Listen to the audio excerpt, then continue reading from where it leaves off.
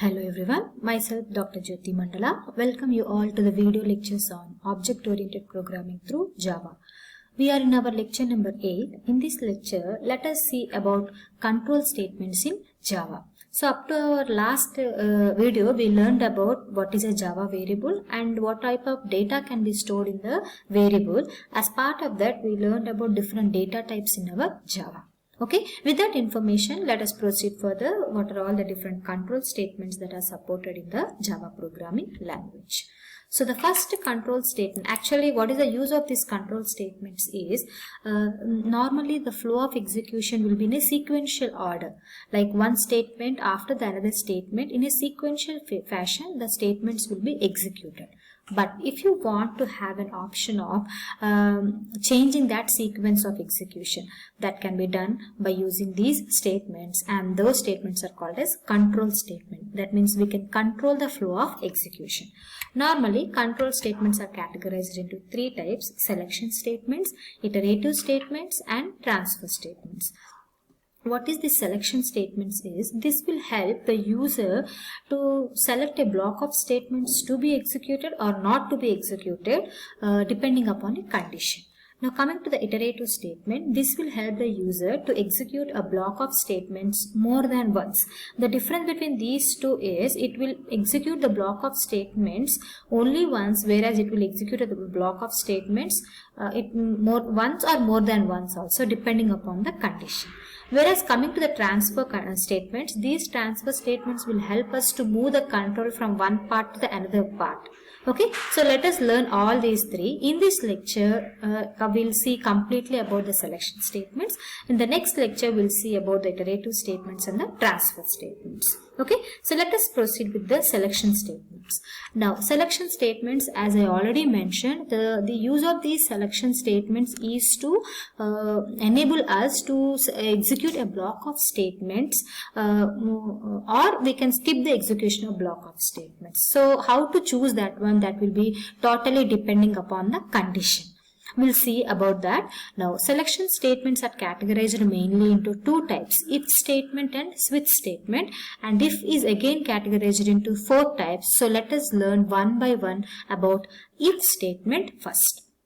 If is a keyword. So first category under the if statement is a simple if. If you see the syntax will be like this. We'll have a keyword if, and then we need to write down the condition, and within the flower braces we need to put all the statements that we need to execute. So when these statements in this block 1 will be executed, only when the condition whatever we have is true. Remember, the condition should give either an output of true or false.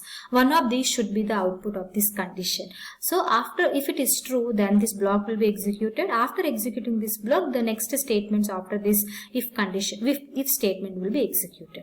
Suppose if the condition is false, this will be skipped. That's it. So these block of statements will be executed only once if the condition is true. Okay, and remember, if you have only one statement in the if statement, then no need to put this flower brace. It is an optional for one statement. But if you have more than one statement, we need to make it as a block by putting those statements within the flower braces. Now, if you see the flowchart will be like this. Depending upon the condition, we have two options: true and false. If it is true, then only this block, which is called as a conditional code, will be executed, or else it will be skipped from if it is false. Right, here is a simple example. If the age value is greater than 18, then only you will get an output of age greater than 18. Or else, if you give an age of, let us consider 17, in such a case the condition is false. It will not go into here. It will not execute this statement. You will not get this output. Got it, all of you? This is about simple if statement, where we have a if and then condition. We have an extension version of this one, where if your condition is false and if you want to execute some other set of statements, then those statements can be kept in an else part, where if this condition is true, this will be obviously executed, but if this condition is false, this will be executed. This block will be executed. Now here, this is called as a if-else statement. else is also a keyword.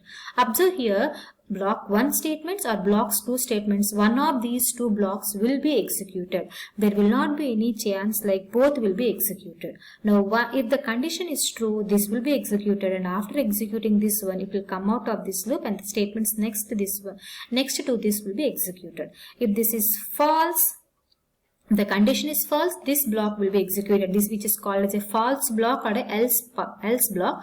After executing this one, the statements next to the if else block will be executed. Remember, one of these two will be executed once. Now this is the flowchart. So I want you people to observe the difference between earlier flowchart and this flowchart. Remember, here we have a statement for the false also. If it is true, if code will be executed, that means block 1. If it is false, false block will be executed. Got it all of you? So one of these two will be executed, and that will be executed only once. Now if you see the example, let us take one variable called x. If the x value is less than 20, we want to display an output of yes. If the x value is not 20, then you want to display the value of no. Suppose x value I have given 10, then 10 is less than 20, yes, it is true, then you will get an output of yes. If the x value is 25 is less than 20, it is false, then in such a case it will go to the else part and you will get an output of no. Got it all of you? So this is how if else statement will be executed. Now coming to the next one, that is nested if else. In the nested if else, the syntax will be like this, where we learned about if else block, and in the if, again if you want to add one more if else, then it is called as a nested if else. Then how it will be work? Let us see. So if the condition is true, then what happens? It will enter into this block, and again it has to evaluate this condition, and depending upon this condition, either this block 1 or block 2 will be executed. Okay. Now if this condition is false, this complete part will be skipped and it will go to the else part. Got it? So if you see the flowchart here, if the condition boolean expression is nothing but our condition, if it is true, then it will go to this part, and this boolean expression is nothing but our this condition that will be evaluated, and if it is true, then block 1 will be executed, or if this is false, this condition is false according to this path, then block 2 will be executed. And if you go to this path, this is a false path of your condition, main if statement, then this will be you executing this statement 3, so block 3 will be executed. This is how this nested if else. If you add one more if else in the if block itself, then it is called as a nested if else. If you see a simple example here, I want to find out the largest of 3 numbers. I think you all know the logic behind the largest of 3 numbers. I'm not going to explain the logic here. Just I want you people to understand the nested if else statement here. See here, I have a if block. From here to here, I need to put one more bracket here. Let me place that. Okay, so if you see from here to here it is an if part, and from here to here it is a else part, and if this condition is true, then it will enter into this part. If this condition is false, it will enter into the else part. Let us not worry about else part. See the if part. If this condition is true, then in the if part, again we have added one more if else, so it comes under a category of if else statement. Got it all of you? This is how the if else statement will be executed. We have a fourth category of if statement also, which will be looking like this. That is else if ladder. So in the earlier part, I want you people to understand, in the if else, in the if block we have added if else, one more if else. Suppose if this if else is added in the else part, then it is called as else if ladder. See here, if for this if the condition is true, this block will be executed. If this condition is false, it will go to the else part. In the else part, I have added one more if else condition. So this type of approach is called as a else if ladder statement. See the flowchart how it will be executing. Now if condition will be there, then we'll have a false. If it is false, then in the else part whatever we have, that will be represented like this in the flowchart. So earlier example, whatever we have considered for the nested if else, we can take the same example. In the else, if you add if else, then it is called as a else if ladder. So we can combine the categories of if, simple if else, and else if ladder, and nested if else. These can be combined also according to your requirement.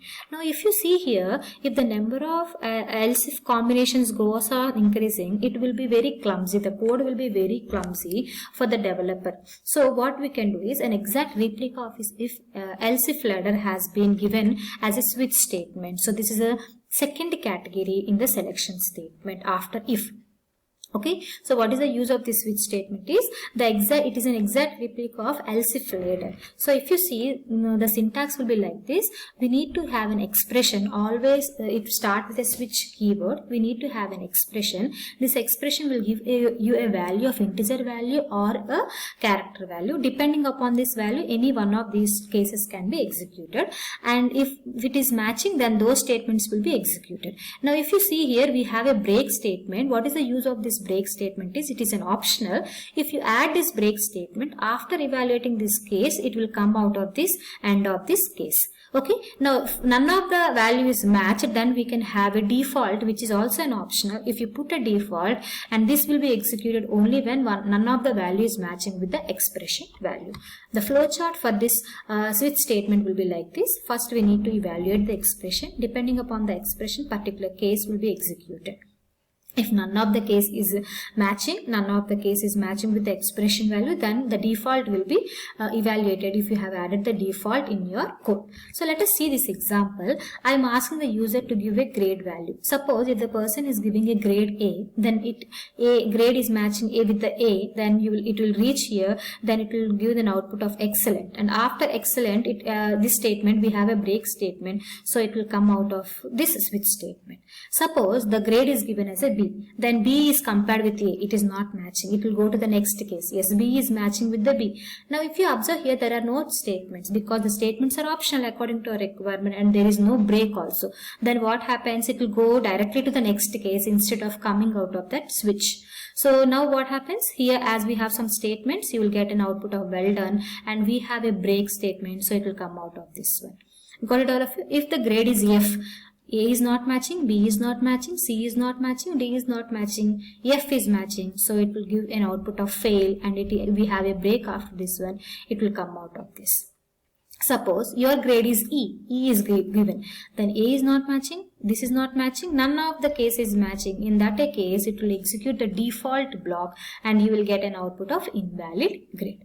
Got it all of you? This is how a switch statement will be executed. Remember all of you, the switch statement is an exact replica of your else if ladder, but if you write the code using the switch statement, it will be more clear to the developer what he is writing, and for error checking also, it will be very easy for the developer.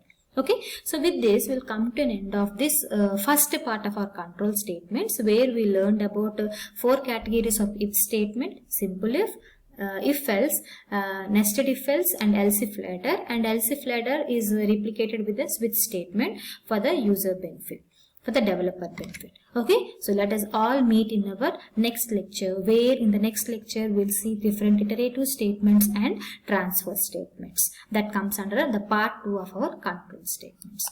Let us all meet in the next lecture. Thank you.